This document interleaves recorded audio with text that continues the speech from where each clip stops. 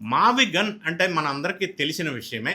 ఆయన భాషలో మచిలీపట్నం, విజయవాడ, గుంటూరు 3 కలిపి ఒక పదాన్ని తీసుకొచ్చారు.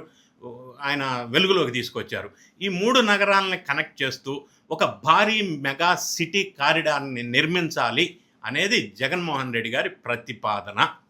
ఇక జగన్ చెబుతున్నటువంటి, ఆయన మాట్లాడుతున్నటువంటి, ఆ పార్టీ వినిపిస్తున్నటువంటి ఈ మావిగన్‌లో లాజిక్ ఏంటంటే, అమరావతి అనేది శూన్యం నుంచి ఒక మహానగరాన్ని సృష్టించాలంటే లక్షల కోట్లు కావాలి. ఎందుకంటే స్క్రాచ్ నుంచి నిర్మించాలా, గ్రీన్‌ఫీల్డ్ ప్రాజెక్ట్ కాబట్టి. కానీ మావిగన్ కారిడార్‌లో ఇప్పటికే అంతర్జాతీయ విమానాశ్రయం అంటే గన్నవరం ఎయిర్‌పోర్ట్, ఇంటర్నేషనల్ ఎయిర్‌పోర్ట్, దేశంలోనే కీలకమైనటువంటి రైల్వే జంక్షన్ అంటే విజయవాడ, అపారమైన వ్యాపార సామర్థ్యం ఉన్నటువంటి గుంటూరు, ఇటు నిర్మాణంలో ఉన్నటువంటి మచిలీపట్నం పోర్టు నౌకాశ్రయం అన్నీ ఉన్నాయి. అంటే ఆ రాజధాని అంటే ఎయిర్‌పోర్టు, రైల్వే, విమానాశ్రయం అని అనుకోవాలా? అంటే ఇంకొక విషయం ఏంటంటే 20,000 కోట్లతో ఈ నగరాలను మూడిటిని కనెక్ట్ చేసేస్తే ఇన్‌ఫ్రాస్ట్రక్చర్ డెవలప్ అవుతుంది.